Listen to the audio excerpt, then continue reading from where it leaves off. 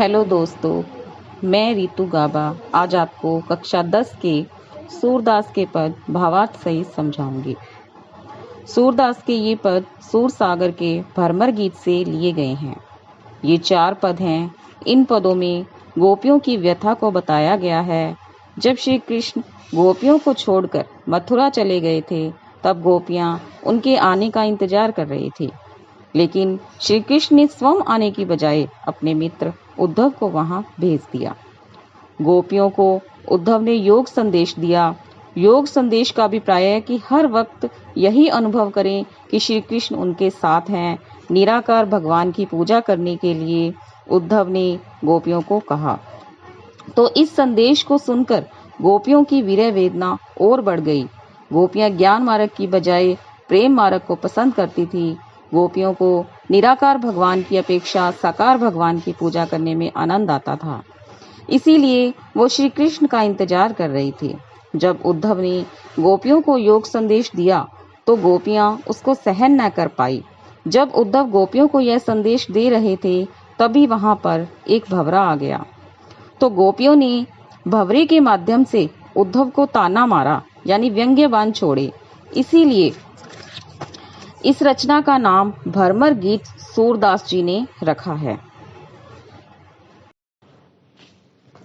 ऊधो तुम हो अति बड़ भागी, अपरस रहत सने तगाते, नाहिन मन अनुरागी। बड़भागी मतलब भाग्यशाली। गोपियां उद्धव से कह रही हैं कि हे उद्धव, तुम तो बहुत भाग्यशाली हो, तुम तो बहुत बड़भागे हो।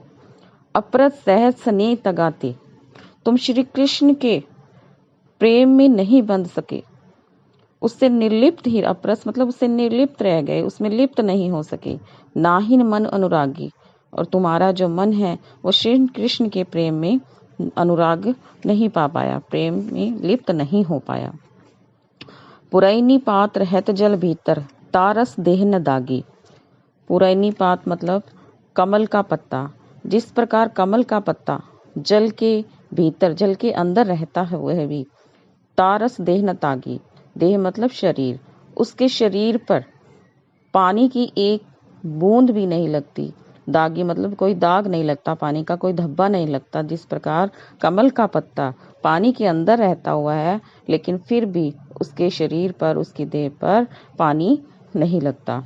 ज्यों जल महा तेल की गागरी, जो मतलब जैसे, जल महा, महा मतलब भीतर, जिस प्रकार जल के भीतर तेल की गगरी, तेल से चुपड़ी हुई गागर को, तेल लगे हुए मटके को जिस प्रकार हम जल में डालते हैं तो बूंद न ताको लागी, तो उसके ऊपर पानी की एक बूंद भी नहीं लगती।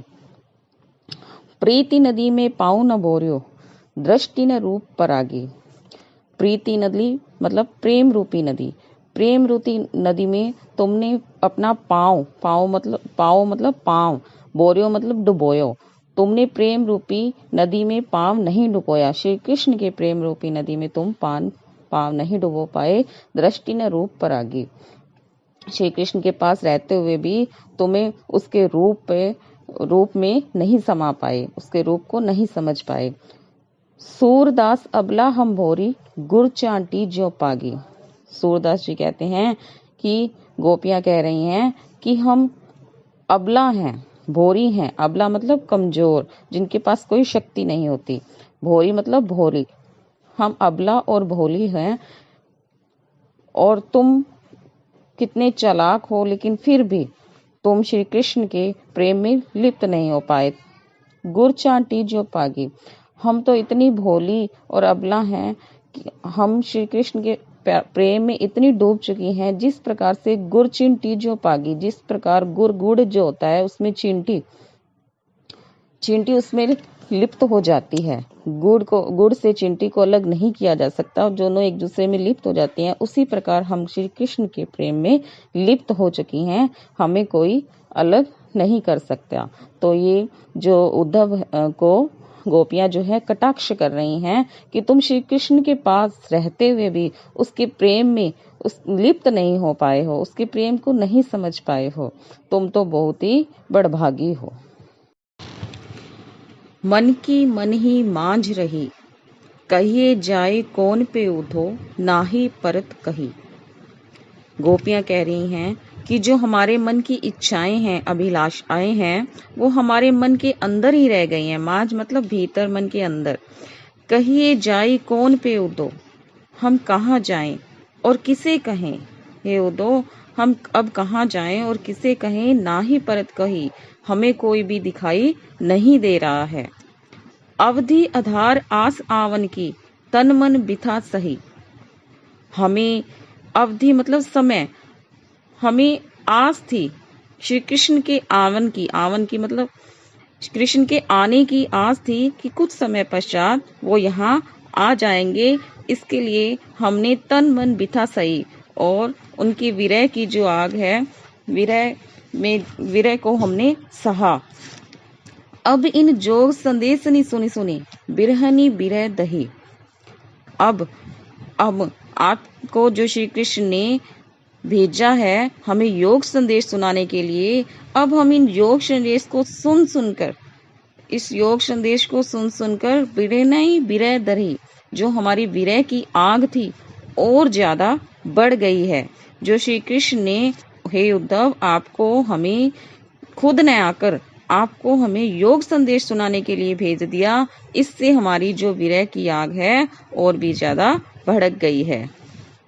हमारा दुख जो है वो दोगुना हो गया है। चाहती हुती गुहार जीतीते, उतते धार बही।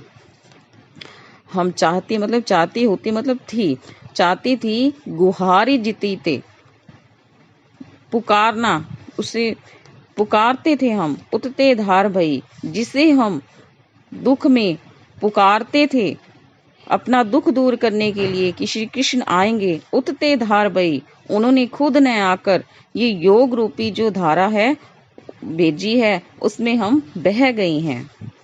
सूरदास अब धीर धरी क्यों, मर जा दान लही। सूरदास जी कहते हैं कि गोपियां कह रही हैं कि अब धीर धरी क्यों, अब हम धैर्य को धारण क्यों करें। मर्यादा न रही, जबकि श्री कृष्ण ने ही प्रेम की जो मर्यादा है उसका पालन नहीं किया है, हमारे प्रेम को नहीं समझा है, इसलिए अब हम धैर्य धारण क्यों करें। हम तो उसके प्रेम में लिप्त हो गई, लेकिन उन्होंने ही हमारे प्रेम को समझा नहीं। इस प्रकार से गोपियां अपनी विरह वेदना उद्धव से कह रही थी। धन्यवाद। आगे के पद हम नेक्स्ट वीडियो में करेंगे।